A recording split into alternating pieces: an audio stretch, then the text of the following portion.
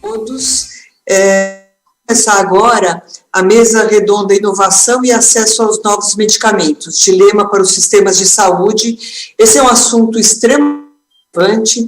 Nós vivemos num mundo onde nós temos uma quantidade imensa de novos medicamentos com custos muito elevados. Isso é um desafio não só para os países em desenvolvimento, mas é um desafio também para os países desenvolvidos. Então, essa é uma discussão absolutamente pertinente e necessária, e a gente precisa se aprofundar nesse assunto.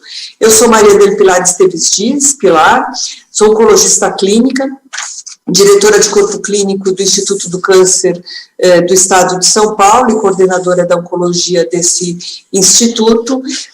Sou membro também do Comitê Estadual de Oncologia, do Comitê do Estado de São Paulo, e a oncologia acho que é uma das áreas onde nós um grande volume de novos medicamentos, trazendo sempre essa questão é uma questão relevante, nós precisamos estar discutindo de uma maneira mais aprofundada. Para compor essa mesa, nós temos 3 pessoas muito importantes nessa área, a professora Ilegonda Maria Dulit Novaes, ela é médica, tem um pós-doutorado no Instituto Nacional Santé, pesquisador e membro do Conselho Gestor do Instituto Nacional de Ciência e Tecnologia do CNPq, em avaliação de tecnologias da saúde, ATS, desde 2009, coordenadora do Grupo de Estudos Ciência, Tecnologia e Inovação em Saúde, do Instituto de Estudos Avançados IA da USP, desde 2019, e é professora aposentada do Departamento de Medicina Preventiva, pesquisadora da área de saúde coletiva, com ênfase em avaliação de tecnologias em saúde, políticas em ciência, tecnologia e saúde. A professora Maria Novaes tem uma larga trajetória nessa área. Temos também a Maria Clara Migovski, que é presidente da Associação Carioca de Distrofia Muscular, membro do Conselho Diretor da Aliança Distrofia Brasil, vice-presidente de Federação Latino-Americana para Distrofia Muscular, membro do Conselho Municipal de Saúde, membro do Comitê Executivo do Rio de Janeiro, do Conselho Nacional de Justiça e do Comitê de Defesa dos Direitos Humanos das Pessoas com Doenças Raras e coordenadora da Aliança Rara Rio. Bem-vinda. E a professora Vera Lúcia da SPEP, que é médica, pós-doutora e doutora em Medicina Preventiva, pesquisadora do Departamento de Administração e Planejamento em Saúde da Escola Nacional de Saúde Pública, Sejaroca, e docente do Programa de Pós-Graduação em Saúde Pública da ENSP e Fiocruz. Atua na área de vigilância sanitária, avaliação de serviços de tecnologia em saúde, assistência farmacêutica e judicialização da saúde. Líder do grupo de pesquisas Vigilância Sanitária da ENSP-CNPq. A gente tem um time bastante robusto para fazer essa discussão, e eu queria chamar para a primeira apresentação a professora Maria Novaes. Bem-vinda, e vamos lá, vamos começar.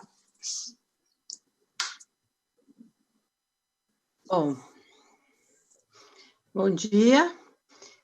É uma satisfação estar aqui agora, iniciando a primeira mesa redonda desse evento, junto com a Vera, e a professora Vera e a professora Guacira. Eu faço parte da comissão organizadora desse evento, e é uma vitória podermos ter esse evento agora, depois de tantos contratempos.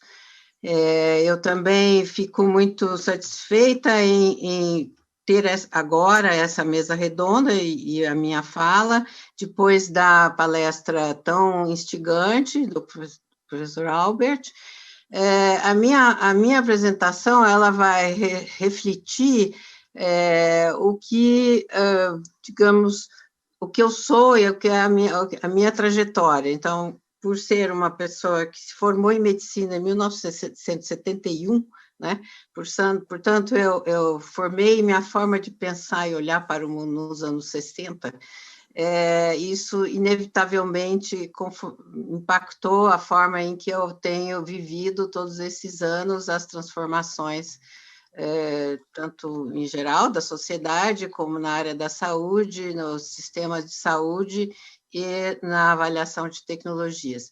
Então, eu vou fazer eu vou compartilhar com vocês, até em função dessa longa trajetória, algumas algumas questões que eu acho importantes fazerem parte do cenário. A gente vai ter muitos eventos ao longo desses dias em que focos específicos serão abordados, mas eu acho importante colocar nesse momento algumas questões gerais, assim, conceitos mesmo, digamos, do cenário geral, do quadro de referência, tá? Então, pegando o próprio tema, né, para essa mesa redonda, eu vou fazer algumas observações em relação ao o que significa, o que às vezes está por trás quando a gente usa a expressão novos medicamentos, né, e que a gente às vezes não se dá conta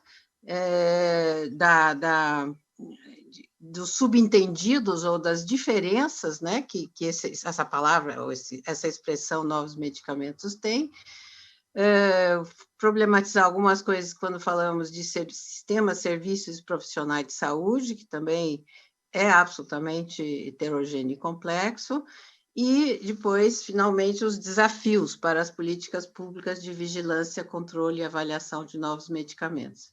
Então, digamos, a minha pegada geral para isso eu coloquei aí, eu vou apresentar dimensões para análise em que eu considero o contexto histórico como estruturante dos cenários possíveis e das relações entre os stakeholders e os interesses e os seus determinantes. Então, eu tenho uma posição que é pessoal e sim política, em que já nunca podemos deixar de nos reconhecer como parte de um momento histórico, parte de um lugar específico, mas, ao mesmo tempo, reconhecer quais são as possibilidades de ação que devemos desenvolver. Então, é sempre um equilíbrio entre reconhecer, digamos, até onde, né, as coisas vão,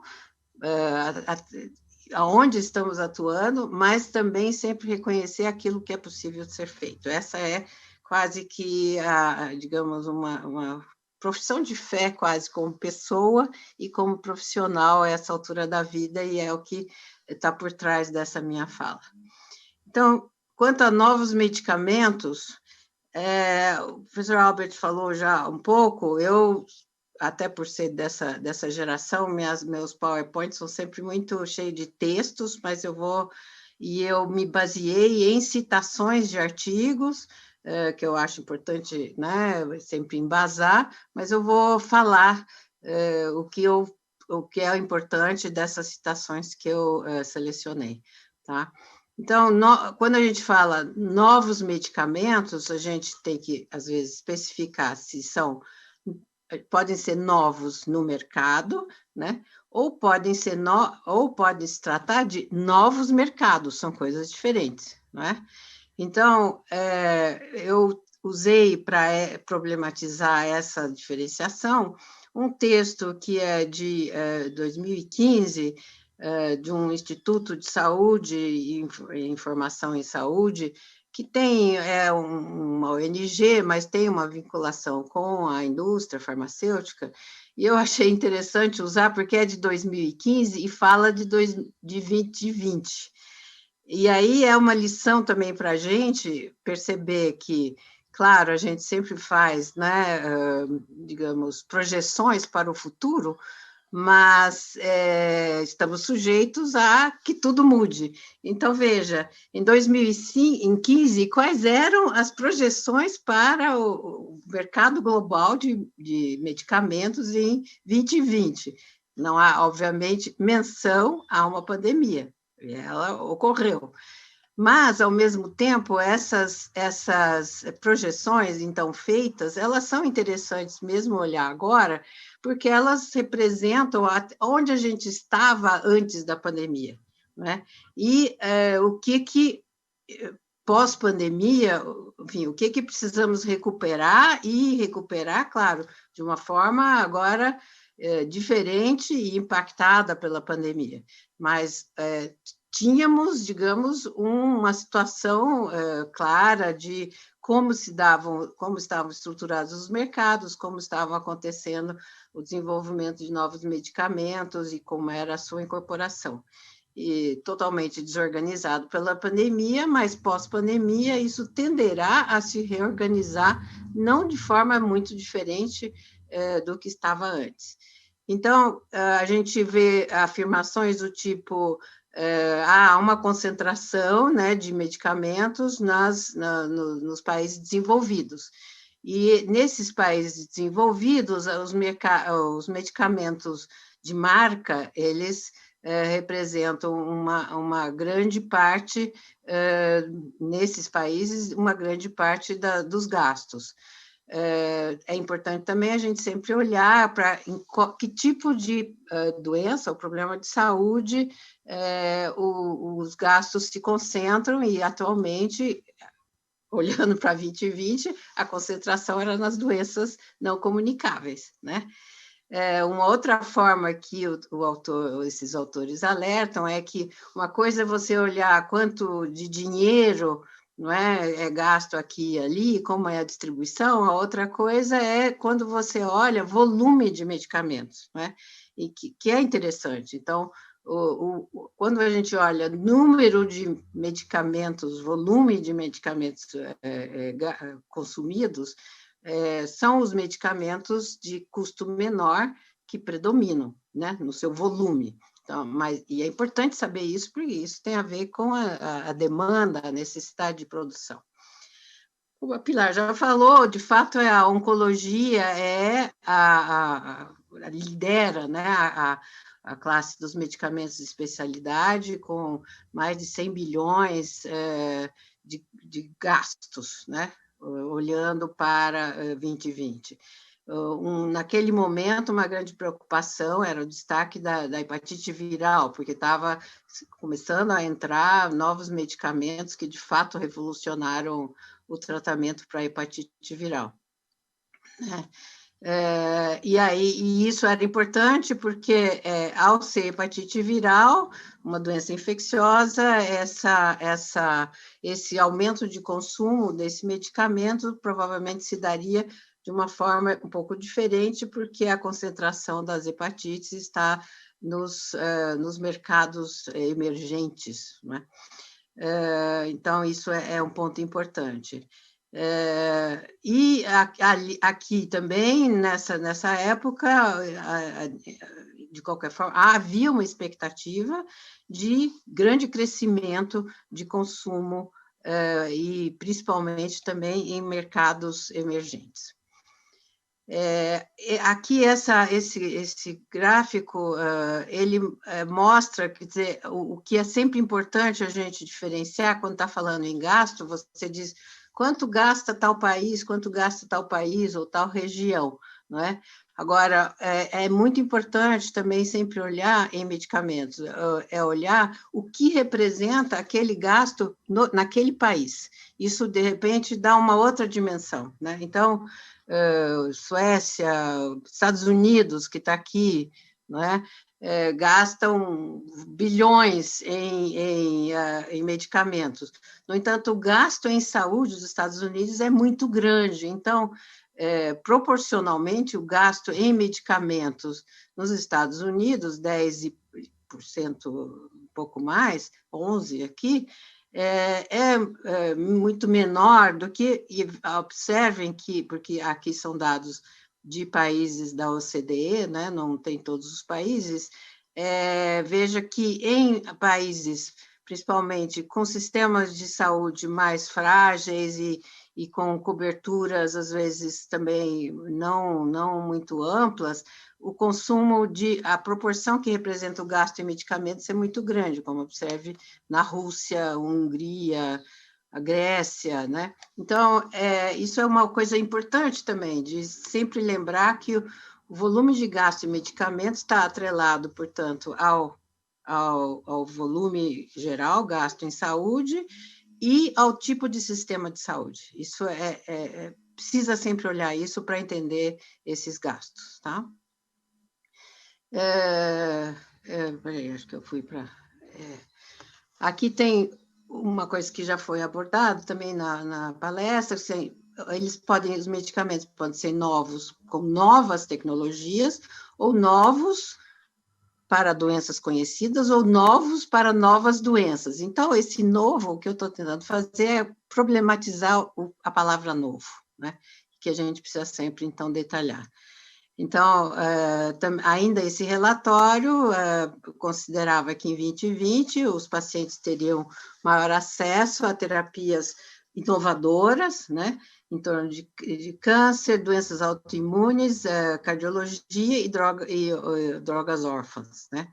E, de novo, a oncologia representando a área com maior expansão, né?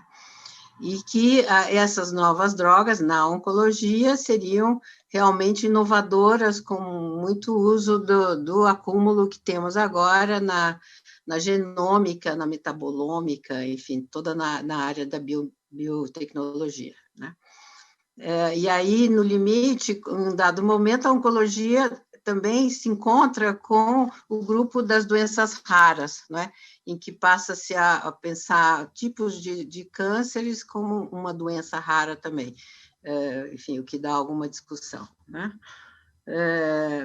Também para as doenças raras genéticas, propriamente, se estimava um grande crescimento em oferta, né, de medicamentos para essas doenças. Então, oncologia e doenças raras genéticas seriam o grande motor, o grande foco do desenvolvimento de novas drogas.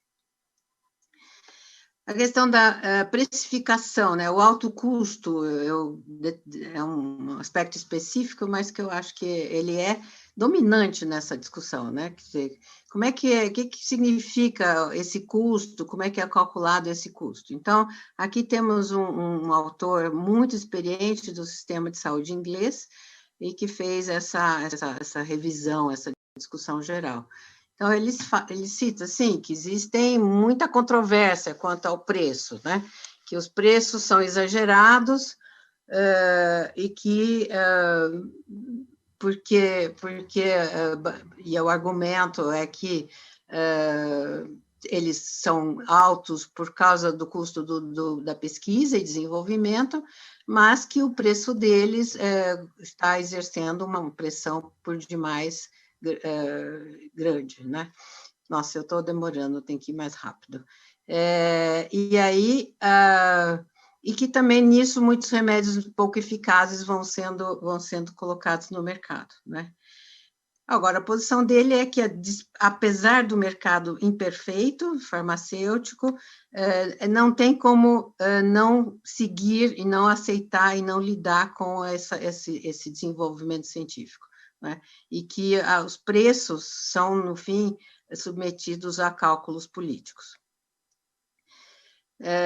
Aqui a incorporação, o que eu quero destacar aqui em relação à incorporação de medicamentos é o conceito de inovação disruptiva. Eu acho que toda vez que discutirmos incorporação de medicamentos, temos que pensar, usar esse conceito. Ele é importante, porque não é o medicamento não pula de repente na boca de ninguém, né? Ele é incorporado em processos diagnósticos e terapêuticos, e a ideia da Organização Mundial de Saúde de inovação disruptiva é reconhecer que qualquer tecnologia nova, inclusive medicamentos, que entra num sistema de saúde, ele encontra um meio, quer dizer, ali tem coisas acontecendo, tem hábitos, culturas, rotinas, processos, e eles vão interagir com aquilo que já existe lá. Então, não é sempre disruptivo a introdução, né? E é importante compreendê-lo nesse sentido, tá? Quanto às questões em relação ao sistema de saúde, é absolutamente importante sempre lembrar do que se espera, o que é o sistema de saúde no lugar onde estamos fazendo análise de conjuntura e o que queremos. Então, aqui eu tenho um resumo do que a OMS considera o que deveria ser um sistema de saúde bem funcionante, né? Em que, de fato, ele dá segurança para a população, acolhe suas necessidades. E o ponto importante aqui, que eu quero destacar, é que o sistema de saúde, ele depende muito do contexto político, né? E a gente viu, isso é uma coisa que a Covid nos ensinou, a pandemia, né? De como um sistema de saúde, por melhor estruturado tecnicamente, ele será sempre dependente do contexto político no qual ele está funcionando. Então, a gente viu que o nosso SUS foi capaz de fazer muita coisa, mas sofreu fortemente o impacto do contexto, né? Então, não lidem com o sistema de saúde como uma invariante tecnológica que não sofre influência, ela sempre sofre influência do contexto político, tá? Em relação aos desafios, aqui, então, principalmente, o registro de medicamentos e farmacovigilância serão tratados o tempo inteiro de muitas formas nesse seminário. E, além disso, uma outra política que é importante na incorporação, né, na avaliação, controle, é a avaliação de tecnologias em sistema de saúde, que também, como já foi dito até na palestra anterior, quer dizer, tudo depende, está ancorado nos ensaios clínicos e na sua seriedade, digamos, na sua consistência científica, mas ela tem, esse edifício, ele tem sofrido bastante, tanto como foi apresentado, porque nem sempre as informações científicas atendem aos requisitos estabelecidos, bem como novas tecnologias estão problematizando o próprio edifício dos ensaios clínicos, tá? E que o meu ponto é que, para que esse sistema de regulação, controle e avaliação seja sólido e efetivo, ele depende essencialmente de ser legítimo, de ser aceito como legítimo. E aí eu separei na necessidade de ter uma legitimidade científica, né, como aqui que são essas instâncias, a Anvisa, aqui no nosso caso, Conitec, a gente viveu isso, né, essa exigência de legitimidade científica, há necessidade de que essas instâncias também tenham uma legitimidade política, que isso seja reconhecido, né, como precisa existir isso e faz parte do arcabouço da política geral e da política de saúde, tem que haver a legitimidade política para realizar seu potencial e seu papel, e, finalmente, tem que ter também uma legitimidade social, e aí, principalmente, a discussão em relação à legitimidade social, e a Maria Clara vai tratar disso, é a necessidade de reconhecer novas demandas, não é? E que problematizam, digamos, o arcabouço que foi sendo construído e que passa a ter dificuldade em lidar com novas demandas, tá? Tudo isso para finalizar, dizer, bom, para que a gente seja capaz de viver bem esses desafios, temos que ter democracia e cidadãos conscientes e ativos. Muito obrigada.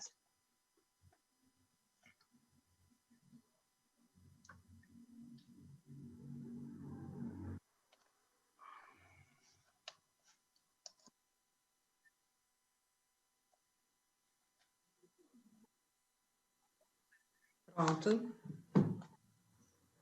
Obrigada, professora Maria.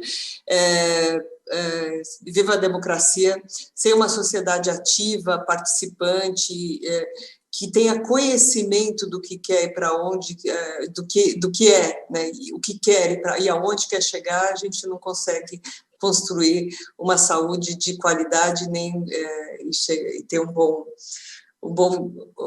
boa utilização de todos os nossos recursos. Eu queria chamar agora a professora Maria Clara Bigovski, ela é da Associação Carioca. Não. Oi? Acho que teve uma. Da Associação Carioca de Distrofia Muscular. Muito bem-vinda. Convido a falar agora. Muito obrigada, agradeço a doutora Vera o convite e saúdo a todos na mesa. E é muito importante, né, que as pessoas diretamente afetadas por essa situação dos medicamentos, né, possam ter voz, né, e ter fala. Então, eu vou iniciar aqui o compartilhamento da minha tela.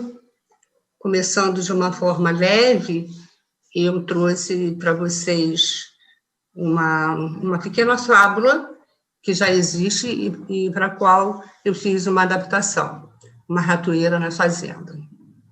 Um rato, olhando pelo buraco na parede, viu o fazendeiro e sua esposa abrindo um pacote. Pensou logo no tipo de alimento, de comida que haveria ali. Ao descobrir que era uma ratoeira, ficou aterrorizado. Correu ao pátio da fazenda, divertindo a todos. Há uma ratoeira na casa, há uma ratoeira na casa. Alertou a galinha e ela respondeu: ora, senhor rato, vamos ser bem claros. Sua espécie só prejudica o fazendeiro e ele acaba não conseguindo cuidar melhor de nós. Acho que agora vai sobrar recurso. Então o rato, assustado, correu até o porco. Há uma ratoeira na fazenda. Senhor rato, qual é mesmo a sua utilidade para essa sociedade? E de qualquer forma, ratos não vivem muito mesmo. Alertou a vaca e ela respondeu: sinto muito, senhor rato, mas desde que fui eleita como representante dos animais na fazenda, na luta pela saúde de todos, não tenho mais tempo para as minorias e nem recursos para livrá-los. Então o rato voltou para casa abatido para encarar a ratoeira. Naquela noite ouviu-se um barulho, como o treque da ratoeira pegando a sua vítima. A mulher do fazendeiro correu para ver o que havia pego. No escuro, ela não viu que a ratoeira havia pego a cauda de uma cobra venenosa, e a cobra picou a mulher. O fazendeiro a levou imediatamente ao hospital. Ela voltou com febre. Todo mundo sabe que para alimentar alguém com febre, nada melhor que uma canja de galinha. O fazendeiro pegou o seu cutelo e foi providenciar o ingrediente principal, a galinha. Como a doença da mulher continuava, os amigos e vizinhos vieram visitá-la. Para alimentá-los, o fazendeiro matou o porco. A mulher não melhorou e acabou morrendo. Muita gente veio para o funeral. O fazendeiro, então, sacrificou a vaca para alimentar todo aquele povo. Moral da história: na próxima vez que você ouvir dizer que alguém está diante de um problema e acreditar que o problema não lhe diz respeito, lembre-se que quando há uma ratoeira na casa, toda a fazenda corre risco.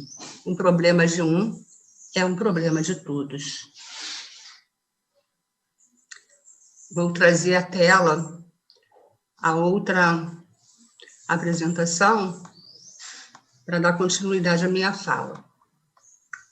Na verdade, nós, os pacientes com doenças raras, nos sentimos mais ou menos como esse ratinho. Muitas vezes a nossa fala ela passa desapercebida, como se fosse um problema de minoria. E é muito difícil, né? Como foi difícil para aqueles outros animais, se colocarem no lugar do ratinho. E o endereço mais difícil do mundo realmente é o lugar do outro. A gente sabe que essa palavra outrá foi um neologismo criado por um poeta. Tão difícil é de você se colocar e sentir o que o outro sente. Mas é através da conjugação desse verbo, né, que a gente consegue construir e desconstruir. E essa flexibilidade é que vai nos permitindo evoluir e ter cada vez mais facilidade de entender o que sente o outro. Então, hoje eu não vou trazer para vocês nenhuma novidade, nada diferente. Talvez não, com certeza, vocês sabem desses fatos muito melhor do que eu, enquanto pesquisadores, enquanto pessoas que são militantes nessa causa, cientistas. Mas, na verdade, eu quero convidá-los a ver todos esses dados que já são bastante conhecidos por vocês sob uma outra perspectiva. E, para isso, eu começo a abordar um fato que é de conhecimento de todos, que as doenças raras, 80% delas são genéticas, como já vários palestrantes aqui falaram sobre isso. E quando a gente fala de doença genética, a gente quer dizer que qualquer defeito genético pode resultar numa doença rara, né? Então, quando a gente pensa nisso, a gente pode dizer assim, não, eu não tenho uma doença rara, meus pais não tinham, meus filhos não têm, mas isso não quer dizer que em gerações futuras, por um pequeno erro genético, alguém não vá se deparar com uma doença rara, conviver com ela, né, na sua própria família. E quando a gente sente isso na pele, é bastante complexo, porque a gente vivencia a problemática do outro lado, do lado daquele que tem pressa, do lado daquele que sofre, né? E se a gente pensar também que algumas doenças raras têm manifestação tardia, como é o caso da Ela, a gente pode dizer assim, bom, eu não tenho uma doença rara, mas quantas pessoas, depois de uma certa idade, começaram a apresentar a Ela, né? E a doença, ela atinge até atletas, como a gente tem conhecimento disso. E se a gente parar para pensar que existem de 6 a 8 mil doenças raras, e cada vez se descobre mais doenças raras, a gente vê que doença rara não é uma realidade distante de nós. Doença rara, hoje, e a maneira como ela é tratada no nosso país, a ausência da implementação de políticas públicas, ela representa realmente uma ratoeira nessa grande fazenda chamada Brasil. E eu convido vocês a desconstruir algumas verdades antes da gente abordar a questão dos medicamentos propriamente ditos. A primeira verdade que se diz, né, que há poucos pacientes com doença rara. Realmente, se você focar nas doenças raras isoladamente, você vai verificar que são poucos os pacientes, por exemplo, com POMP no Brasil. Mas quando você vê a totalidade das doenças raras, ela corresponde a 13 milhões de pessoas ou mais no Brasil. Isso significa toda a população da capital de São Paulo. E isso quer dizer que não é um número insignificante. Quando a gente fala de 13 milhões de desempregados, isso impacta, né? E por que 13 milhões de doenças raras não conseguem impactar as pessoas, não conseguem trazer as pessoas para terem um olhar mais empático a respeito das doenças raras? Quando a gente verifica, na pandemia, quase 500 mil mortos, nossa, isso traz uma tristeza no nosso coração, porque esses 500 mil mortos não são números. Às vezes são parentes nossos, amigos, vizinhos, e a gente olha e pensa que poderia estar nesse número também, compondo essa estatística. E por que a gente não para pensar dessa mesma forma quando se fala de doenças raras? A consequência dessa verdade, que nós somos poucos, acaba impactando na formação acadêmica dos profissionais de saúde, que praticamente são destinados, né, a pensar nas doenças prevalentes. Essa falta de conhecimento, de embasamento dos profissionais de saúde, acaba provocando uma dificuldade no diagnóstico precoce. E aí desencadeia uma série de consequências graves. Primeiro, a questão da deficiência no aconselhamento genético. Muitas famílias, às vezes, apresentam 3 crianças com distrofia muscular de Duchenne, por exemplo. Porque o primeiro filho tem os sintomas, há uma peregrinação tremenda em busca do diagnóstico. Quando se fecha o diagnóstico do primeiro filho, essa família já teve 2 filhos, e os 2, muitas vezes, também têm a distrofia muscular de Duchenne. Uma outra questão são as complicações, né? As doenças de erro inato de metabolismo, quando simplesmente o fato de você tirar um determinado tipo de alimento, isso já faz com que essa doença não evolua, não traga sequelas maiores para aquele paciente, mas, infelizmente, o teste do pezinho, hoje em dia, ele ainda é muito reduzido e a gente sabe dos problemas que temos enfrentado no Rio de Janeiro em relação a isso. A outra questão é perda de oportunidades terapêuticas. Por quê? A mucopolissacaridose, por exemplo, hoje já existe o transplante de medula para mucopolissacaridose. E eu conheço uma família que a moça tinha um irmão que faleceu com mucopolissacaridose. Quando se fechou o diagnóstico do irmão dela, ela já tinha um filho com mucopolissacaridose, esse filho faleceu e ela teve mais 2. Como ela já sabia e teve o diagnóstico precoce, ela conseguiu fazer o transplante e hoje os 2 filhos dela não dependem de reposição enzimática, não usam medicamentos de alto custo. E a outra questão é a dificuldade da implementação de políticas públicas, porque nós não temos um censo, nós não sabemos exatamente quantos somos, há só uma estimativa, e a implementação dessas políticas públicas fica bastante complexa. A outra verdade é que o paciente raro é caro. Apenas 5% das doenças raras contam com terapia medicamentosa. E vale ressaltar que nem todos os medicamentos são de alto custo. Por exemplo, a osteogênese imperfeita, ela tem um medicamento e não é um medicamento de alto custo. A terceira verdade, medicamentos para doenças raras não são confiáveis quanto à sua segurança e eficácia. Nós precisamos entender que o número de casos, o N, é muito pequeno quando se fala de pesquisa clínica, né?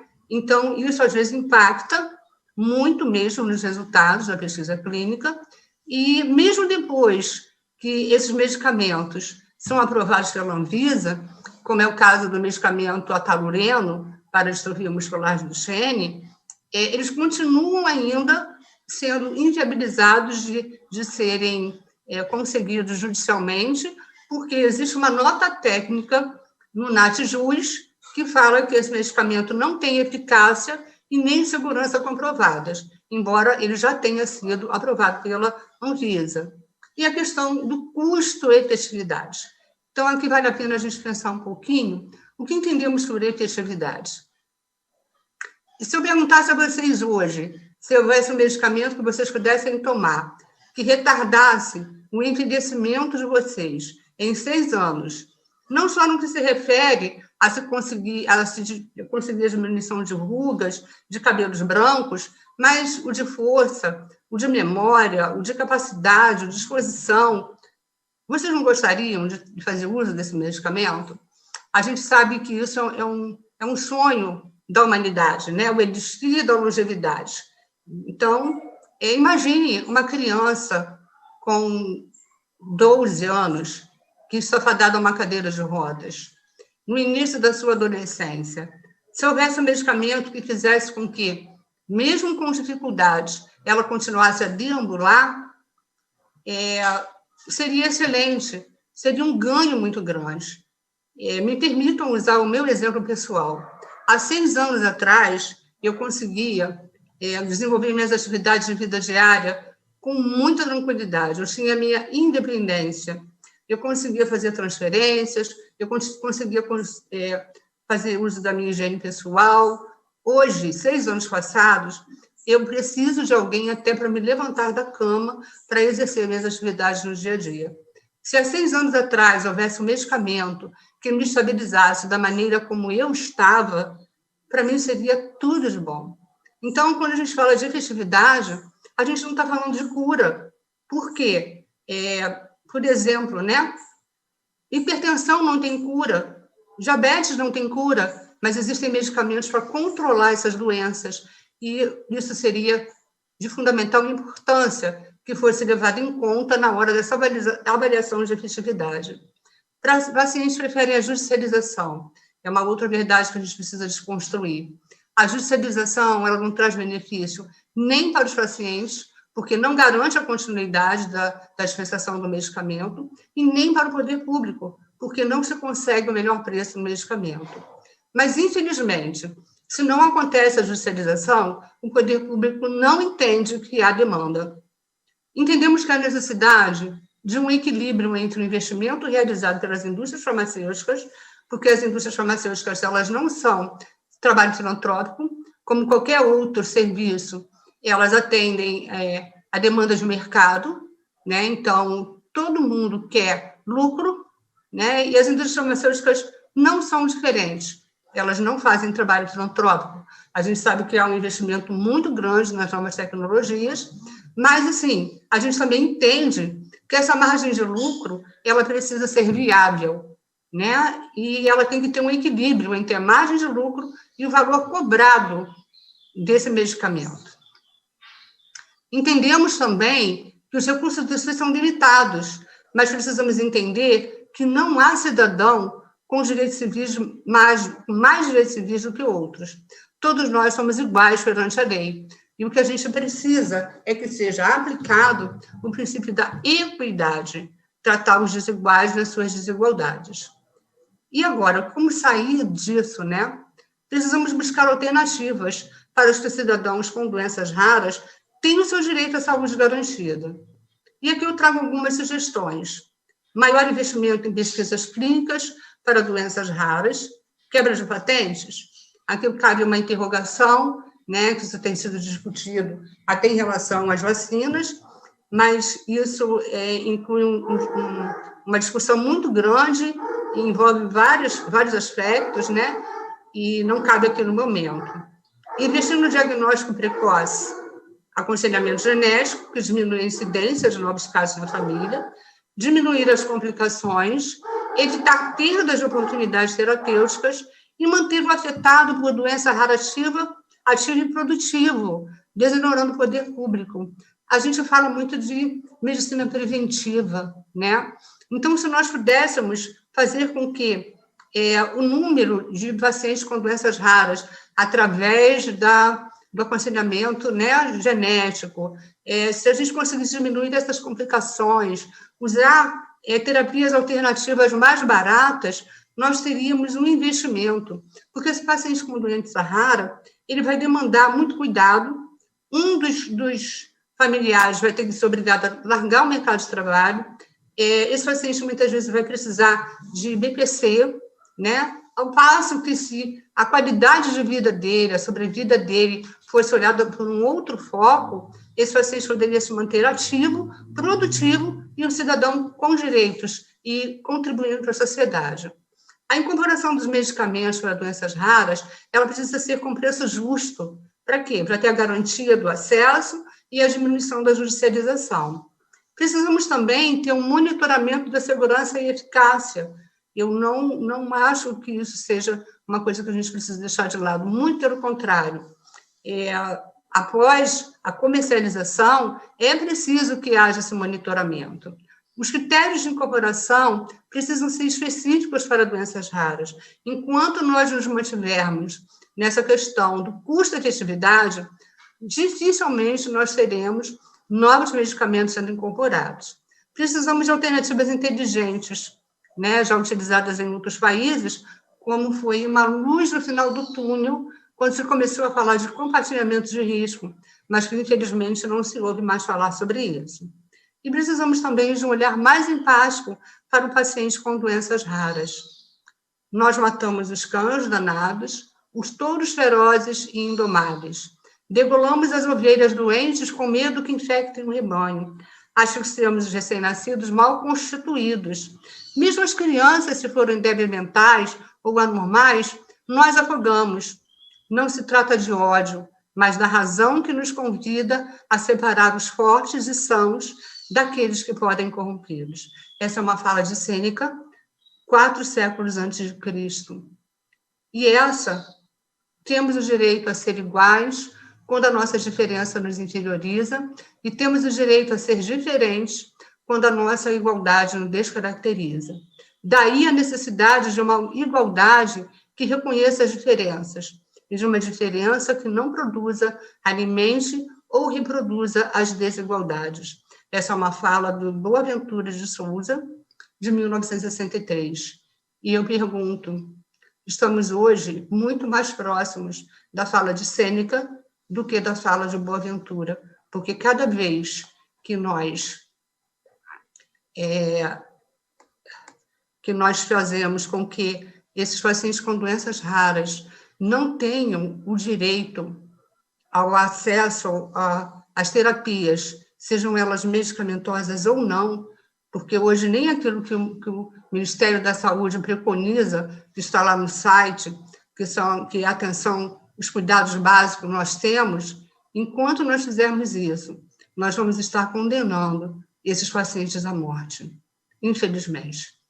E é o que nós temos visto no dia a dia acontecer, e isso traz um peso muito grande ao nosso coração, e impacta muito a nossa vida. Temos perdido muitas pessoas por conta do descaso, infelizmente, para com os doentes raros.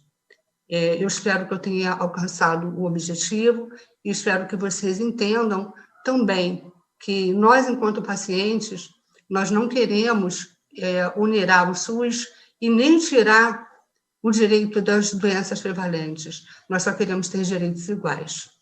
Muito obrigada. Agradeço mais uma vez a oportunidade e a escuta de vocês em relação às nossas demandas.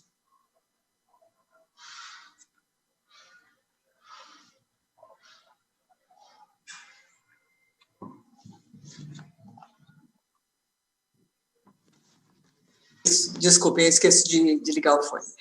Obrigada, Clara, pela sua apresentação excelente. Ela é de uma sensibilidade enorme, de uma clareza e de uma lucidez para trazer um problema fundamental e que a gente também precisa enfrentar. Muito obrigada.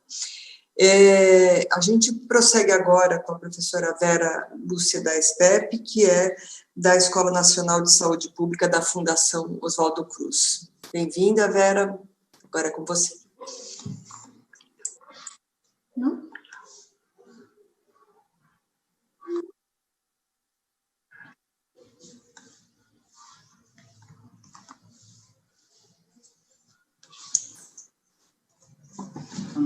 Obrigada, Maria Del Pilar, obrigada a todos, é um prazer estar aqui conversando, depois da Maria e depois da Maria Clara, né, que nos traz assim, a necessidade de termos uma política nacional de doenças raras, de fato, que contemple as necessidades dessa população, né? A minha fala vai trazer um outro componente para essa mesa, que é essa mesa inaugural, que é a questão mais da regulação e das autoridades reguladoras, né? E do registro, propriamente dito, de medicamentos novos. Então, essa mesma fonte que a Maria usou, estimava que agora, em 2020, nós teríamos cerca de quase 1.000 medicamentos novos introduzidos no mercado, sobretudo para oncologia, neurologia e alguns sistemas imunossupressores, não é? E que, a partir de 2020, se teria um acesso maior, ampliado, pelo programa de uso médico especial para algumas doenças em específicos, como a doença autoimune, a doença rara e a hepatite C. Quando nós pensamos na questão do registro, acho que o doutor Albert me poupa algumas questões, não é? Mas é importante que a gente veja e considere a fase 3, que é o ensaio clínico controlado, né, como o estudo mais importante para se proceder ao registro de um medicamento, não é? Isso porque, desde lá da fase pré-clínica, vem se colocando a questão da segurança, e a partir da fase 1, da fase clínica na sua fase 1, a questão da efetividade.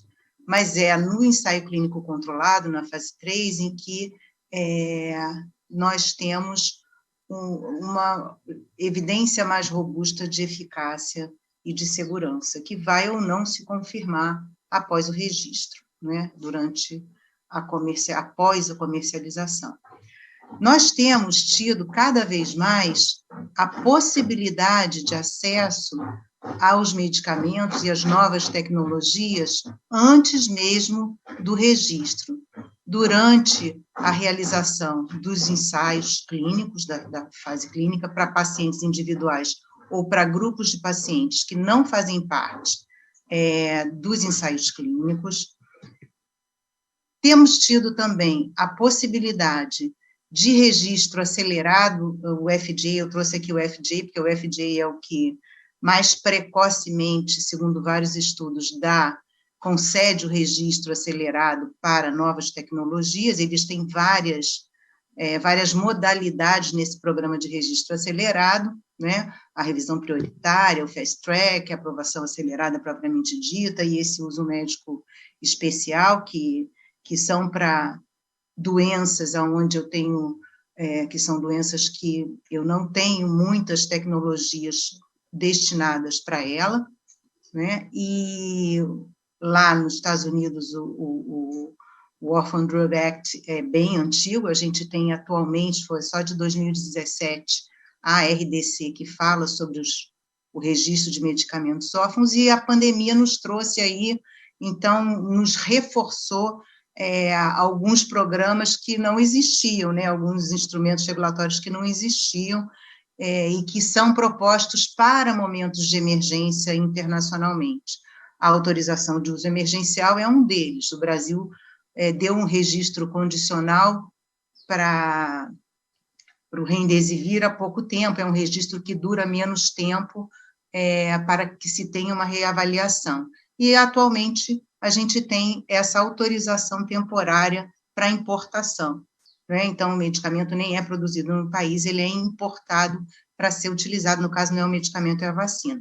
O que tudo isso nos traz é, na verdade, uma incerteza, não é? E as autoridades regulatórias, elas estão sempre nesse balanço, em propiciar o acesso, acho que a Maria fala isso muito bem, né, em propiciar o acesso quando necessário, mesmo em que eu possa ter menos evidência do que, ou mais incertezas, né, sobre a eficácia, segurança e, portanto, sobre a efetividade, mas eu tenho que ter ações que me auxiliem a monitorar esses medicamentos após o mercado, né? Nós tivemos um crescimento, tem tido um crescimento muito grande de novos medicamentos, com a realização de apenas um ou nenhum estudo clínico da fase 3. Em geral, se consideram 2 ensaios clínicos da fase 3 para se fazer um registro, tanto nos Estados Unidos como na União Europeia, né? O Albert também falou essa questão, né, do uso de despechos substitutivos, e eu acrescento aqui a escassa publicação de estudos pós-comercialização após 5 anos de registro. E mesmo quando se tem estudos de segmento, né, o que a gente observa, esse estudo com os antineoplásicos, observou que uma boa percentagem deles não tiveram um efeito na sobrevida total, ou não houve informação sobre os seus efeitos. Nós continuamos na incerteza, não é? Para vocês terem ideia, não é? O uso do Orphan Drug Act aumentou de 18% para 41% o registro desses medicamentos, e nos Estados Unidos também tem se aumentado muito todos os programas de acesso acelerado, de registro acelerado de medicamentos, né? Com muitas incertezas, tanto da segurança, né, como da eficácia e como da efetividade, tá? Esse estudo, ele vai fazer análise, tanto nos Estados Unidos como na Europa, e identifica 1.121 incertezas, uma média de 7,4 incertezas por medicamento, variando aí se é a autoridade regulatória ou se é a instituição que faz a avaliação de tecnologias, né? Temos ainda vários estudos de pós-comercialização pendentes, mesmo 5 anos depois do registro desses medicamentos, ainda que os estudos não clínicos tenham demonstrado alguma possibilidade, não é, de carcinogênese, de teratogênese, de mutagênese, que não são sequer confirmadas posteriormente, né? Um percentual desses medicamentos, a gente vai ver que, em geral, são 5% deles, são retirados por questão de segurança, ou levam, ou acabam tendo a necessidade de se ter uma ação da agência reguladora por causa de aspectos importantes na segurança. Não é? Aqueles que já tinham problema de segurança e aqueles que são um registro prioritário, eles têm sido mais implicados nessa questão pós-comercialização. Né? Aqui eu trago para vocês verem um pouco o tempo, não é, mediano em que a gente tem o registro ou o evento adverso e a retirada é feita do mercado, não é? Assim, às vezes a gente tem uma demora grande para identificar e poder fazer a ação regulatória importante. Eu chamo a atenção para o estudo do centro ali, que é o que ele acha que são 25% dos eventos adversos são graves, não é? Relacionados a óbitos, e mesmo assim o tempo para retirada do mercado não é assim tão rápido, né? Muitos medicamentos retirados do mercado, eles foram encontrados por esse outro autor em várias listas de medicamentos essenciais, não é? Então, essas listas, que são as listas que definem a política de assistência farmacêutica, em muitos países mantêm nas suas listas de medicamentos essenciais medicamentos que foram retirados do mercado, ou do mercado mundial, ou pelo menos de um país, não é? Do mercado de um país. Então, isso chama atenção, não é? Porque se ele é retirado, provavelmente, ao mínimo de cuidado a gente teria que ter com eles. O Brasil não é diferente do quadro que o Dr. Albert apresentou, não é? Os novos medicamentos registrados, na verdade, poucos deles, 14%, apresentam, de fato, uma inovação terapêutica, tem um valor terapêutico considerável, né? Estamos, como no resto do mundo, tendo o registro, principalmente, de agentes antineoplásicos, antivirais, imunossupressores, que são os que estão em maior inovação, né? E muitos deles são incorporados mesmo sem ter um valor terapêutico tão grande assim. Temos no Brasil a questão da judicialização. É claro que a gente está trazendo aqui um estudo um pouco mais antigo, mas é interessante ver a questão do percentual de pedidos que não têm evidência, não é? E o gasto com os pedidos sem evidência, com 7 medicamentos oncológicos só no estado de São Paulo em 2 anos. Então, isso nos leva a pensar algumas questões quanto à questão não só do custo, mas também dos eventos adversos evitáveis, não é? Pelo uso de antineoplásicos sem indicação, não é? Então, o monitoramento pós-comercialização, que vai ser discutido mais nos outros dias, nos nossos próximos encontros, ele permite que a gente possa identificar esses eventos que são mais raros, né, de mais longo tempo, que demoram um pouco mais para aparecer, interações medicamentosas, eventos adversos nas indicações de uso off-label, que nós temos um uso off-label importante no país, não é? A identificação de erros de medicação, a identificação de uso inadequado de medicamentos. Então, é um importante instrumento para monitorar não só os medicamentos, mas também para minimizar os riscos, não é? E eu trago aqui um recente workshop que foi feito sobre a farmacovigilância, em que hoje em dia, a discussão internacional é como que eu vejo o impacto das ações de farmacovigilância no sistema público de saúde, não é? Porque todas essas atividades que a gente tem falado, não é? Que vai desde você ter uma política nacional específica até o uso dos medicamentos, ele tem que impactar na saúde pública, na vida das pessoas, né? Um pouco que a Maria Clara trouxe para a gente, né? Tem que ter uma melhoria na vida das pessoas, não é? Então, isso hoje é uma questão importante, para isso eu tenho que ter método robusto, portanto, sistema de informação confiável e robusto também, né?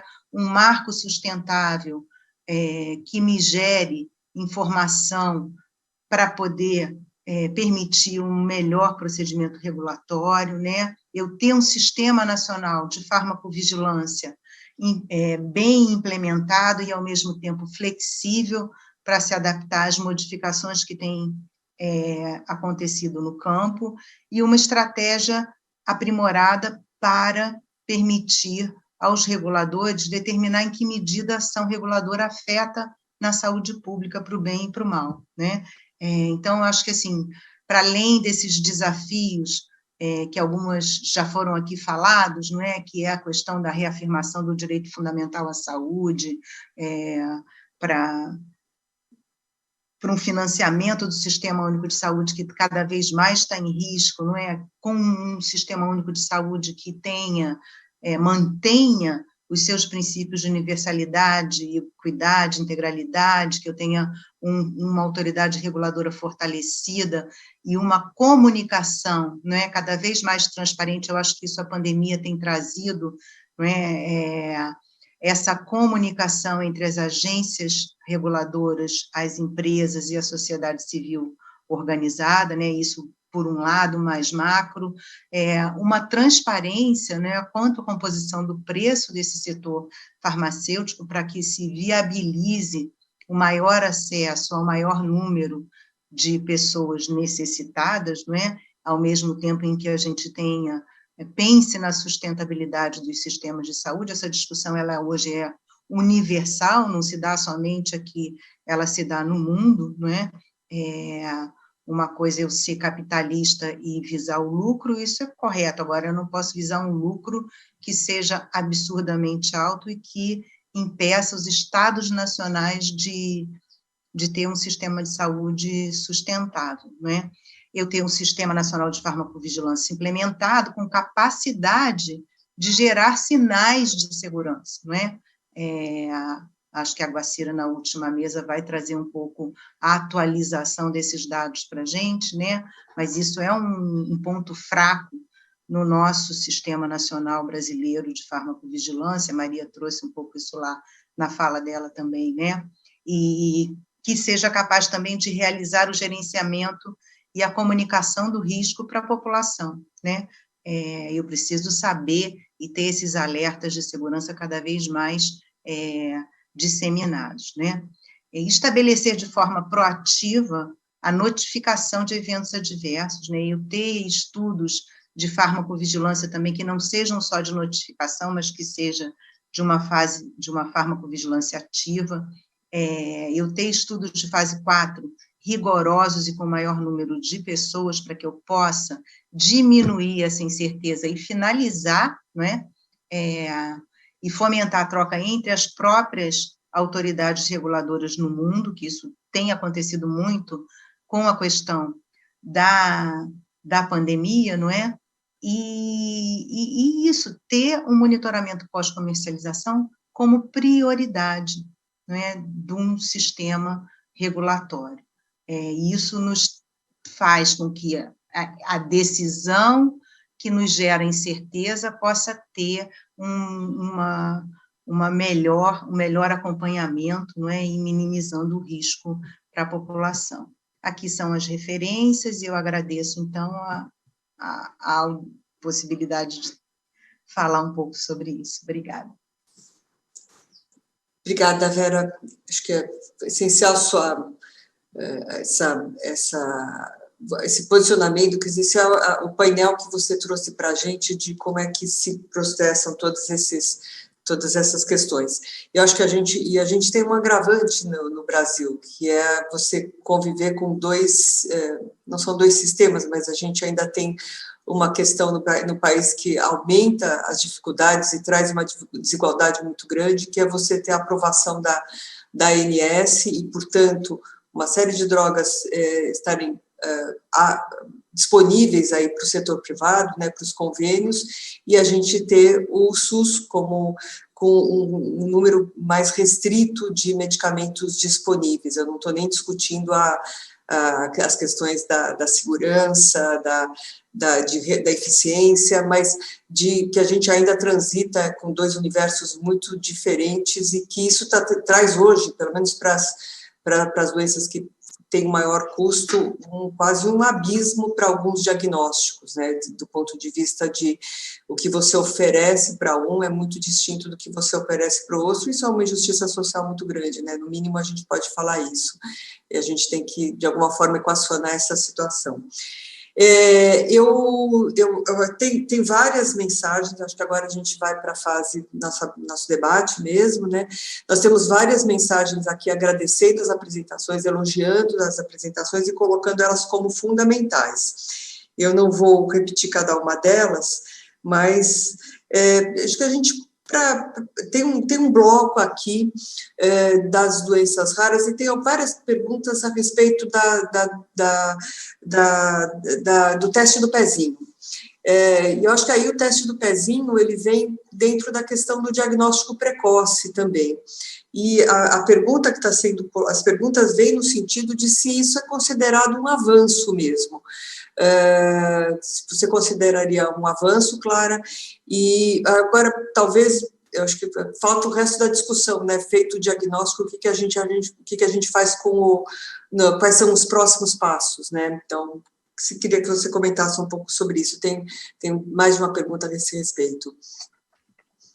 Sobre a questão do teste do pezinho, nós sabemos que aqui no nosso país, ele testa ainda um número bastante reduzido, né, de doenças raras, e existem algumas doenças de erro inato de metabolismo que ainda não são testadas no teste do pezinho, e eu gostaria de citar um exemplo de uma jornalista da Globo, que é a Larissa, que ela tem um filho totalmente comprometido, totalmente dependente, e o diagnóstico dele foi extremamente tardio, e a única coisa que poderia evitar todo esse transtorno era exatamente o não uso de proteína.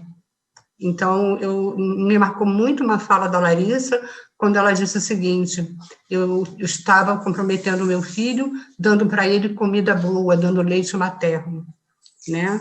Então, se ela tivesse feito esse teste do pezinho, todo esse desencadear, né, de morte de neurônios e de dificuldades motoras, cognitivas, teria sido evitado lá no início.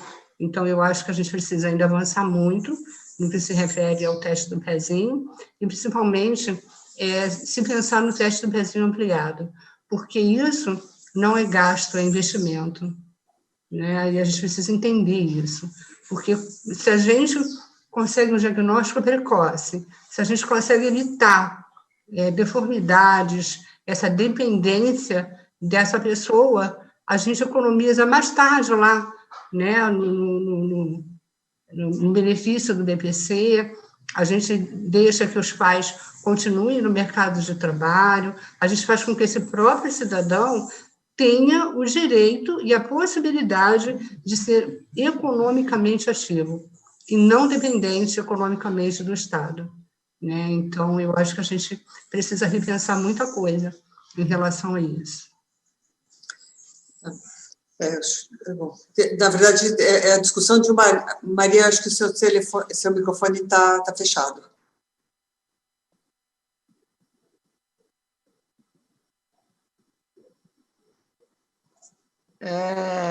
Não, acrescentar algo que eu acabei não conseguindo um pouco dar destaque e a pergunta do teste do pezinho é importante, e aí eu acho que há uma diferença em tratar doenças raras na oncologia, que passa a fazer parte, de qualquer forma, mesmo tratado como doença rara, numa especialidade e serviços já montados, né?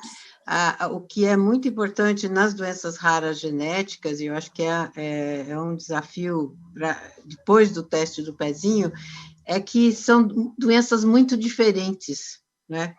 E que e, portanto, elas ou elas são muito multissintomáticas, digamos, né? Elas exigem, necessitam de atenção de muitos especialistas diferentes, né?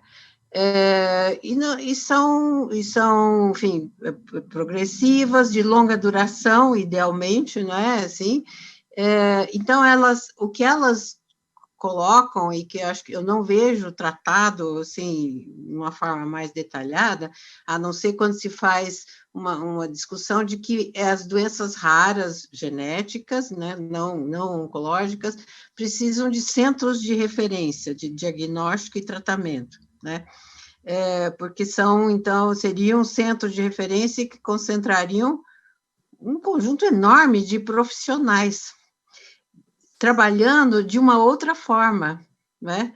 Então, assim, e aí entra uma discussão que tem a ver com esse desafio, que é quando se fala em medicina personalizada, né? Que o diagnóstico, digamos, frequentemente é personalizado, né? Ele acaba sendo para aquele problema genético, cromossômico, enfim, de diferentes ordens. Os tratamentos serão muito diferentes, ou como o exemplo da Maria Clara, em que de não usar determinados produtos, né, substâncias, enfim, que desencadeiem a partir daí uma sequência de ações metabólicas diretas. Essa é uma boa parte, e essas doenças são um pouco mais tratáveis. Existem doenças genéticas em que se precisa suprimir algo que está lá tendo um efeito deletério, que são mais difíceis, e tem doenças genéticas em que, na realidade, o que precisa, e é o sonho prometido pela medicina personalizada, que é a terapia gênica. Então, e aí vem frequentemente essa imagem de que, bom, as doenças raras, genéticas, com o avanço da terapia às vezes, né, bem complicada da medicina personalizada, é que vai haver um dia em que a terapia para as doenças genéticas será única, ou seja, é uma caixa de ferramentas para consertar o genoma das pessoas. E isso é muito complicado, né? Esse é um sonho, assim, prometido, e que eu acho bem desafiador e que precisa de muita discussão. Então, eu estou aproveitando um pouco essa pergunta para dizer que a gente tem o diagnóstico, né, e muitos avanços no diagnóstico, mas o desafio enorme é no depois, né? E como isso impacta a organização da atividade profissional e dos serviços e sistemas de saúde. Obrigada. Sim, a gente tem várias perguntas a respeito da questão da judicialização, e de alguma forma acho que todo mundo passou um pouco sobre esse tema, né? Judicialização por não estar disponível, né? No fundo, você judicializa porque ele não está aqui disponível para o uso, né? Para uso para quem está demandando. Então, quem está demandando acredita que tem indicação. Acho que essa é a questão. Eu demando, não está disponível, às vezes ele tem razão, às vezes, de fato, é uma indicação clara, e outras vezes não, como foi apresentado aqui, o número de judicializações sem comprovação científica, né, sem nenhuma base, e que acaba sendo disponibilizado, e esse é um problema importante. Agora, eu queria que vocês comentassem, acho que essa pergunta é para as três, porque também tem uma fala de a indústria estabelecendo uma estrutura ou fomentando a judicialização. Então, acho que como é que a gente se posiciona no meio desse caminho? Porque uma das perguntas é essa mesmo, o que vocês acham das estruturas montadas pela indústria para a judicialização. Mas acho que a gente podia discutir a judicialização de uma maneira um pouco mais ampla, ou talvez como evitar a judicialização, como é que a gente avança Avança para trazer um pouco mais de equidade, porque são dois cenários, tem a judicialização dentro do setor privado e tem a judicialização também contra o SUS, acho que esse é um tema de grande debate, né? Então, qual é o limite para essa judicialização e como é que a gente poderia contornar essa questão? Acho que ela é muito forte nas doenças raras, mas na oncologia também ela é muito forte, né? Então, e impacta muito grande, de uma maneira muito intensa aí o sistema, sem dúvida nenhuma. Então, eu queria passar para as três, a pergunta é para as três mesmo. A Vera é ativíssima nisso. Maria Clara também é lá do comitê, né? Olha, eu acho que a judicialização ele é um fenômeno e é muito difícil de que termine, não é? E não acho que a gente tenha que terminar. A questão é qualificar essa judicialização, né? Eu acho que, em primeiro lugar, ter um financiamento da assistência farmacêutica e do sistema de saúde que permita esse sistema cobrir as necessidades mínimas da população, não é? Porque nós temos demandas judiciais absolutamente por não oferecimento de tecnologias que deveriam ser oferecidas, não é? E, por outro lado, então, isso eu acho que é uma questão, de fato, urgente, não é? Que a gente retome, pelo menos, o financiamento destinado constitucionalmente para o setor da saúde, SUS, né? Eu acho que a gente tem que defender cada vez mais esse sistema único de saúde público, universal, equitativo, né? A gente não pode cansar de repetir isso, porque acho que nunca tivemos sob tanto risco, né? Então, isso eu acho que é uma primeira medida, não é? Ao mesmo tempo, nós temos um mercado enorme, né? Porque o Brasil é um mercado muito grande, e a Rosângela Caetano, que vai estar aqui, eu acho que amanhã, ela acabou de publicar um artigo muito interessante sobre o eculizumab, em que o Brasil, a conclusão deles foi de que o Brasil foi o responsável por cerca de 80% do financiamento do eculizumab no mundo, e isso feito por meio de judicialização, e foi uma estratégia da indústria farmacêutica. A indústria não registrou o eculizumab até acabar a patente, porque ela pressionou a judicialização, e, ao fim e ao cabo, nós, brasileiros, fomos os responsáveis por consumir mundialmente 80% desse medicamento. Então, eu acho que tem pontos e pontos, né? Um pouco como o Albert falou ali, tem aquele balanço lá dos pontos que vão para lá e os pontos que vão para cá. Então, eu acho que cada vez mais também nós temos que estar atentos a essas estratégias, que não são estratégias,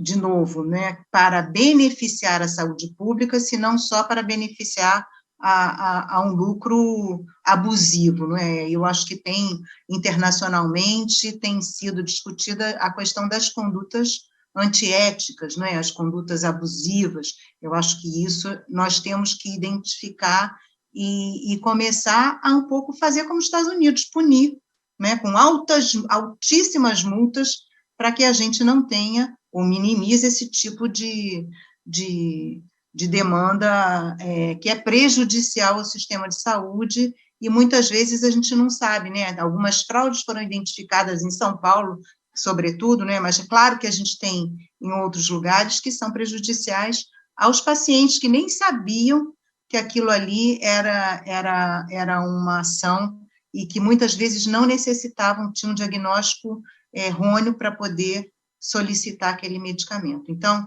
eu acho que a gente tem um balanço aí que é preciso ser feito. Acho que o CNJ tem feito um esforço grande, o próprio Ministério, né, o sistema de saúde como um todo, esses comitês executivos têm tido um efeito muito interessante no sentido de propiciar uma qualificação da demanda judicial. Eu acho que isso é o que a gente precisa ter no país, né, uma qualificação dessa demanda. Eu vou deixar para as outras palestrantes falar.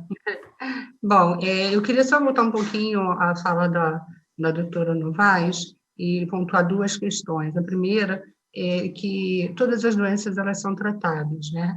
Elas podem não ser curáveis, inclusive as doenças raras.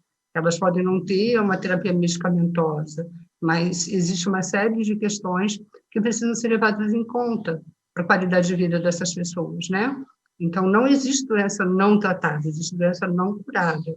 E uma outra questão é sobre as novas tecnologias, né, que cada vez mais a gente vê sendo aprimorada. E, realmente, eu acho que o nosso sonho, enquanto paciente com doença rara, é essa terapia personalizada e gênica. Mas, se a gente parar para pensar um pouquinho na questão, por exemplo, dos antibióticos, né? Nós tivemos lá uma primeira descoberta do antibiótico há anos atrás, e esses antibióticos estão sendo aprimorados, cada vez nova geração, né, de antibióticos sendo mais eficientes, mais eficazes, né? Então, eu acho que isso é um caminho que também a medicação para doença rara está seguindo. Então, se existe um medicamento que ele minimiza os efeitos, né, do defeito genético e que mantém essa pessoa mais saudável para que ela possa aguardar uma nova medicação mais aprimorada, uma terapia gênica, seja o que for, eu acho que não pode ser negado direito a ela de fazer uso dessa medicação, tá? Agora, quanto a essa questão da judicialização, eu concordo em gênero, número e grau no que a Vera disse. Nós, enquanto associação de pacientes, pelo menos eu respondo pela minha associação, pela Aliança Distrofia Brasil, né, que é um grupo de associadas de associações do Brasil inteiro de distrofia muscular. A nossa luta é pela incorporação desses medicamentos, né, porque a gente entende que a judicialização não é o melhor caminho, eu deixei isso claro na minha fala, porque ela não garante uma continuidade do medicamento, ela não garante um bom preço, porque não há uma negociação, o Ministério da Saúde adquire as medicações de acordo com a demanda, ao passo que a gente sabe que a lei do mercado quanto maior número você compra, mais barato fica, né? Então, a gente sabe que é necessário que haja realmente essa incorporação, mas hoje o que a gente vê é um grande cerco em relação à judicialização, e isso às vezes chega a ser cruel, porque deixa o paciente com doenças raras sem alternativa. Por quê? Primeiro, eu citei na minha fala, a distrofia muscular de Duchenne, ela tem um medicamento aprovado pela Anvisa, onde eficácia e segurança foram comprovados pela Anvisa, e ainda existe uma nota técnica no NATJUS que diz que esse medicamento ele não tem a sua eficácia e é comprovada e nem a sua segurança. Então, muitos processos têm sido negados baseado nessa nota técnica. E como a gente faz uma revisão dessa nota técnica, né? A outra questão é que a gente sabe que acontecem muitas fraudes, mas a gente não pode generalizar isso, né? Na maioria dos casos, quem prescreve o medicamento, pelo menos eu digo, da distrofia muscular de muscular de modo geral, e a Duchenne, que tem atualmente a terapia medicamentosa, quem prescreve são os médicos que acompanham esse paciente, né? E uma coisa muito, assim, impactante que tem acontecido, esses médicos que trabalham no serviço público, eles estão proibidos de fazer o receituário para esses pacientes, né? Então, eles não podem, com risco de serem punidos pelos seus superiores. Então, a gente vê, assim, o cerco se fechando, a gente não vê uma facilidade na incorporação desses medicamentos, muito embora a gente, enquanto associação de pacientes, a gente tem relacionamento com a indústria farmacêutica, tem sim, isso é claro, é óbvio, e nosso relacionamento é sempre no sentido de pedir que submeta a Anvisa, né, que submeta a Conitec, aí o medicamento é submetido à Conitec. Os critérios usados pela Conitec são critérios para doenças prevalentes. Não há critérios específicos para doenças raras. Então, a incorporação desses medicamentos cada vez se torna mais difícil. Então, a gente fica no círculo vicioso. né? E o que eu vejo, desculpa falar, mas é realmente uma grande ratoeira, porque a gente não tem alternativa. A gente não tem os cuidados básicos, que é acesso à fisioterapia motora, fisioterapia respiratória.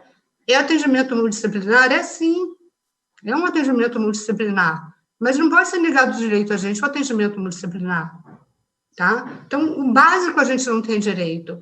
A terapia medicamentosa é para 5% apenas das doenças raras, e, como eu disse, nem todas são de alto custo, né? Então, a gente vê, assim, as divisas do nosso país saindo à torta e direito por conta da corrupção. O investimento em saúde cada vez diminui mais, sabe? E parece que os grandes vilões da saúde são sempre os pacientes com doenças raras. E isso, para nós, é muito doloroso, né? Para quem tem um parente.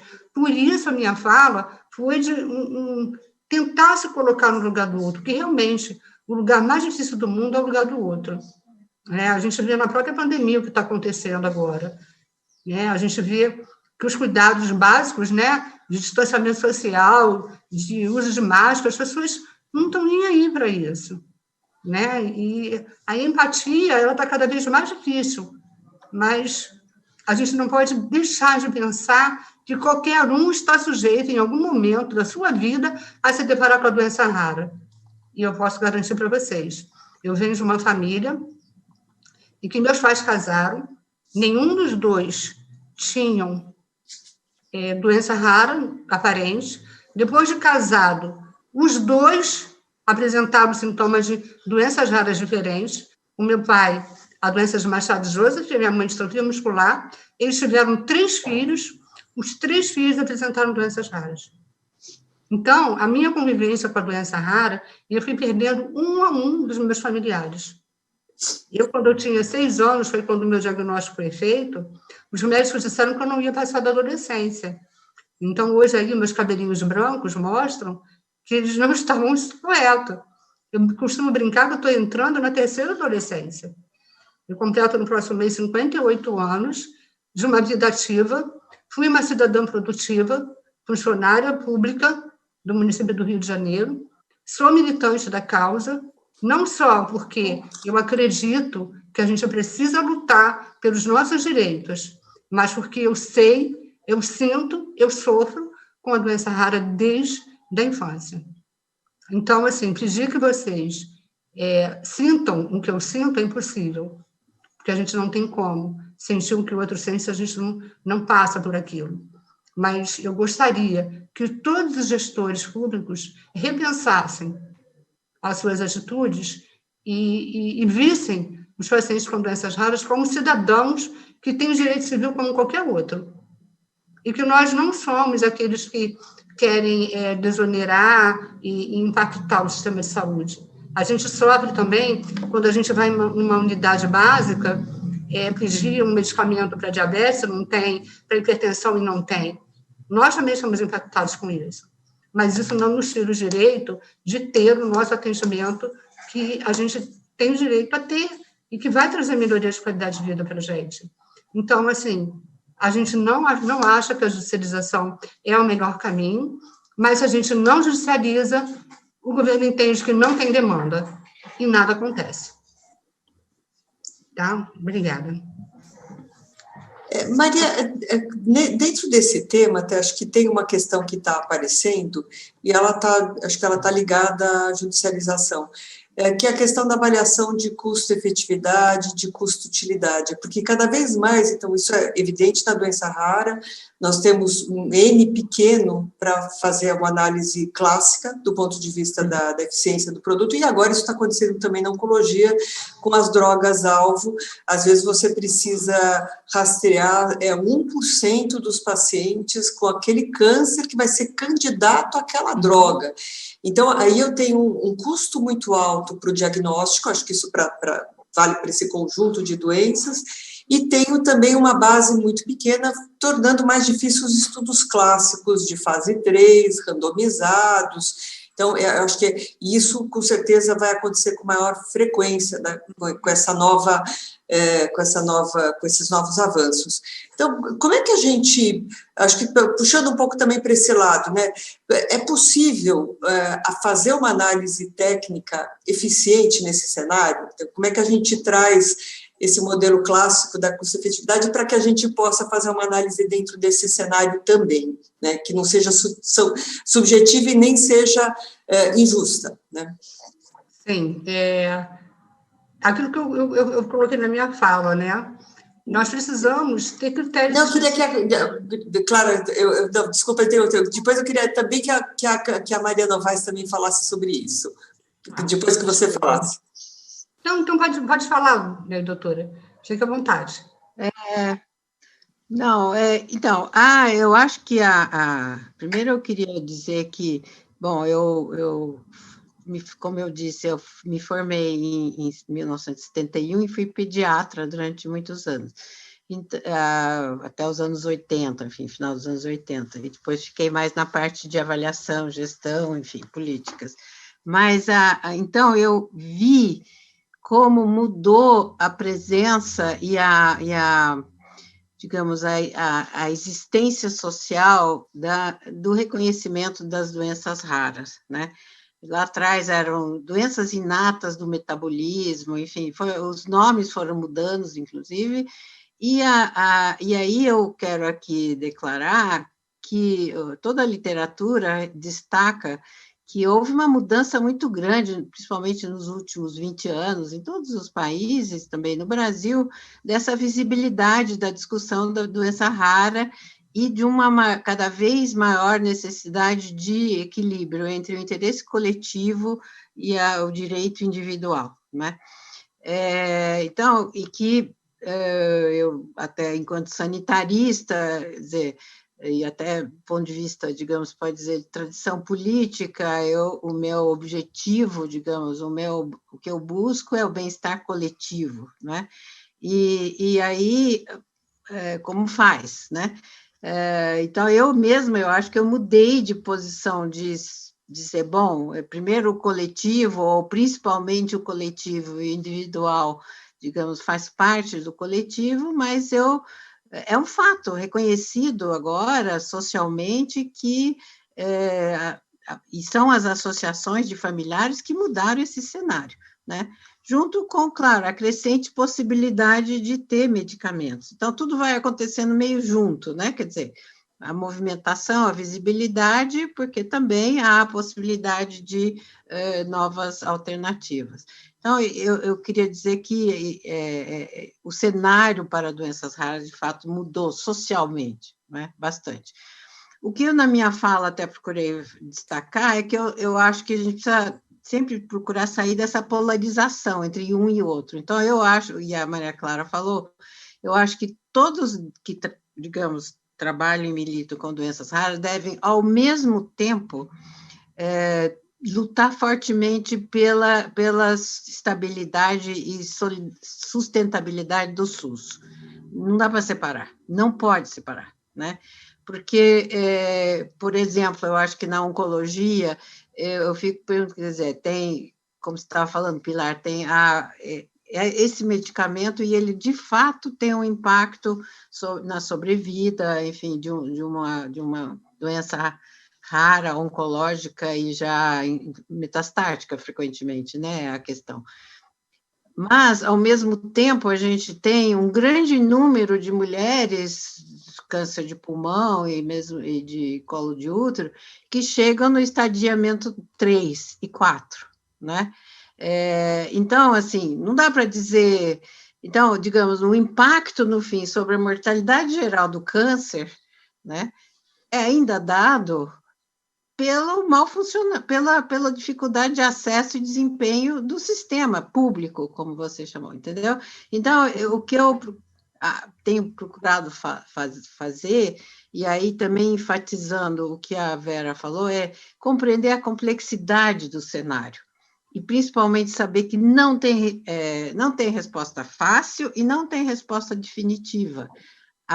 Cada briga é uma briga, e até, às vezes, em cima de situações muito específicas e o que todos nós temos é que entender muito bem o cenário. Então, por exemplo, indústria farmacêutica, a gente tem que entendê-la na sua complexidade. Ela tem interesse, sim, ela usa esquemas, né? Agora, elas também são necessárias, e eu acho que, às vezes, no setor público, a gente até não consegue lidar bem com elas, tá? Bom, só complementando, e em relação ao custo-efetivo, as análises de custo-efetividade, a ATS, que eu participei, né, todo o desenvolvimento da ATS aqui no Brasil, eu acho que ela está em crise, né? E tem muita discussão para além de que são importantes, segurança, eficácia, efetividade, o tal do value-based, né, judgment. Então, tem que colocar outros valores, equidade, tem que colocar justiça, enfim, muitos outros valores sociais, né? Agora, eu, na minha apresentação, até coloquei uma citação desse tipo, todo mundo acha isso, mas ainda não conseguiu viabilizar, sabe? Ainda estamos numa fase em que a gente fala bastante que precisa usar, né, outros valores, mas tem dificuldade de introduzir isso no método. Então, o que acaba acontecendo é que os estudos não conseguem ser muito diferentes, mas dependendo dos contextos dos vários países e do contexto político, há uma incorporação, apesar das evidências não serem satisfatórias, entendeu? Então, quer dizer, o que estamos agora é, assim, queremos chegar em algum lugar que ainda não sabemos direito como chegar, dentro do método científico, né? Mas as pressões sociais, políticas são de tal ordem que acaba havendo frequentemente uma certa negociação entre, ok, a evidência não está assim tão bonitinha como a gente sonhava, né? Tão padronizável, tão reprodutível, mas submetemos a uma grande influência política. Então, a gente vê isso também no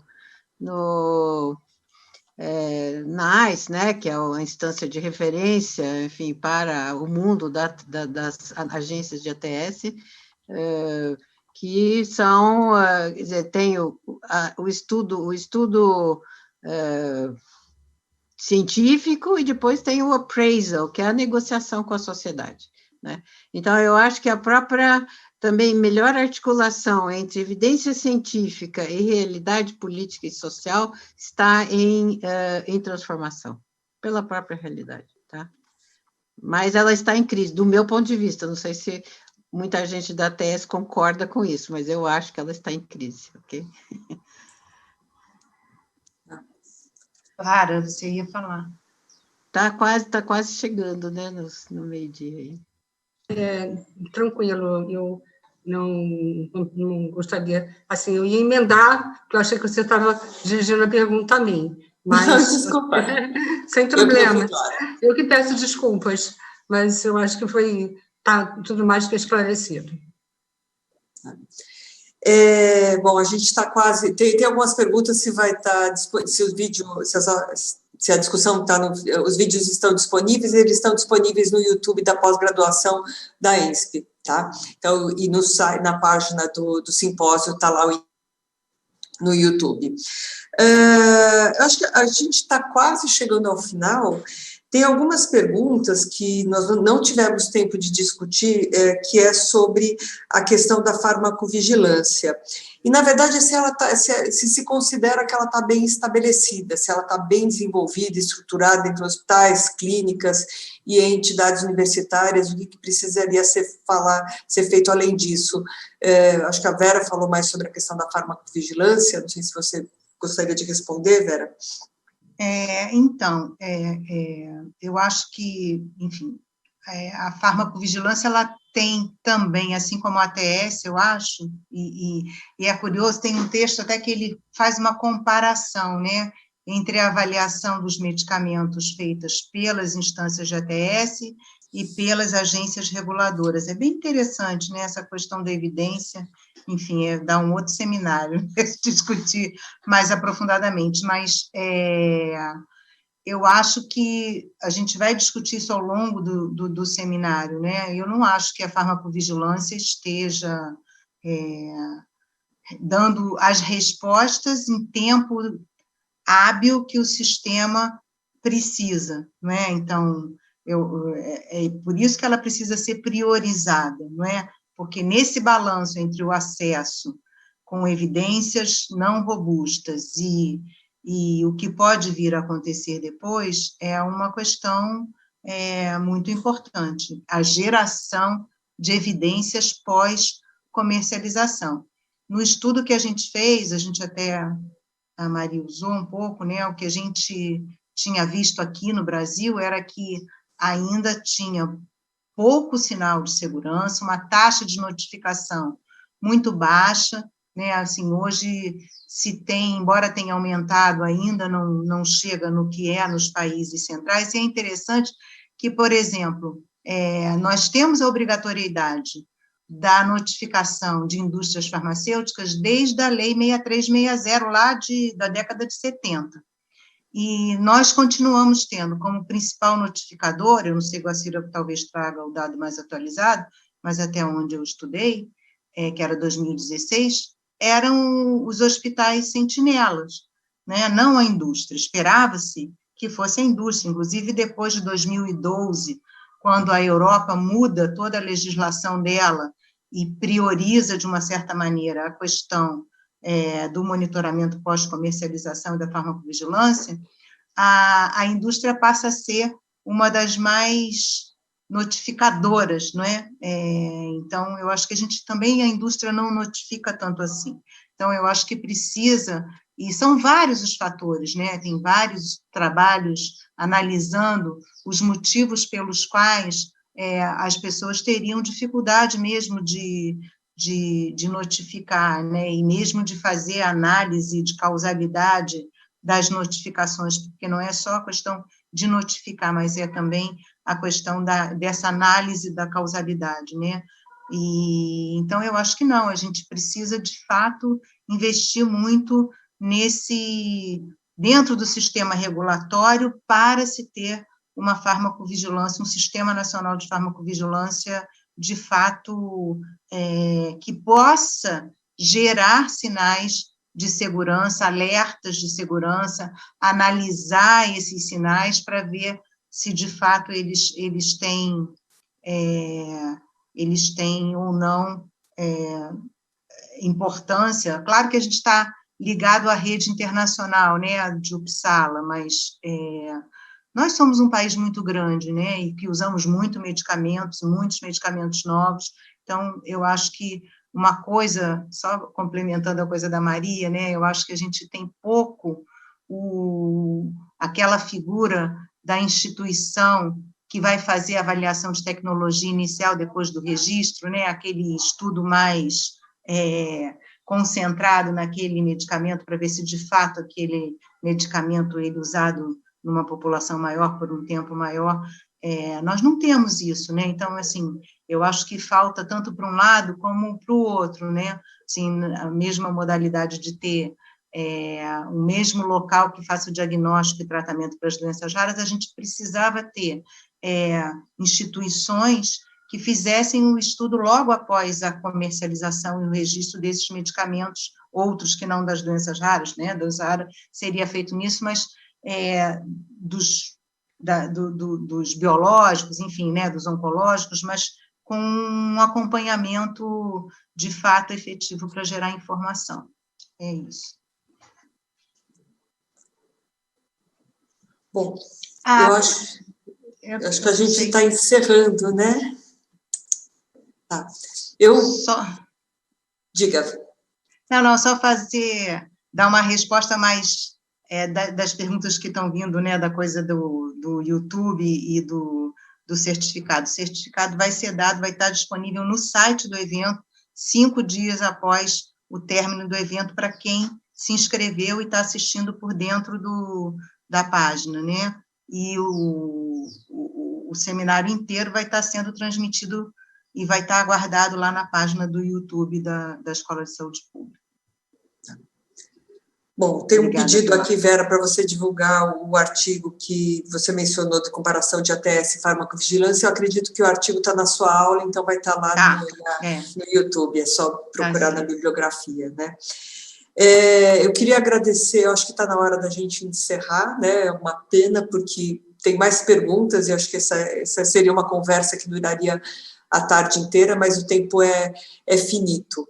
Queria agradecer a Vera, Maria Novaes, Clara, e eu acho que a gente discutiu muito sobre uma questão muito relevante, que é quais são os desafios, e são muitos, para incorporar tecnologias novas, utilizar aquilo que nós sabemos, então também estruturar melhor a atenção para que a gente possa fazer uso não só da tecnologia que é o medicamento, mas trabalhar com linha de cuidado mesmo, né, para essas doenças que são raras ou são muito complexas, para que a gente possa otimizar todos os recursos e trabalhar de uma maneira mais equitativa, né, trazendo recursos semelhantes para quem está no setor público e para quem está no setor privado, somente levando em consideração que a imensa maioria dos brasileiros está no setor público, e quando a gente fala de equidade, a gente precisa olhar com muita força para o setor público, porque é quem realmente atende a maior parte da nossa população. Mas eu queria agradecer a todos que assistiram até agora, e não repassei todos os agradecimentos e os parabéns, porque são muitos, e bom dia para todos e até amanhã, né? Amanhã temos mais debates. Tchau para todo mundo. Bom dia. Obrigada. Obrigada, tchau, gente. Obrigada, gente. Tchau.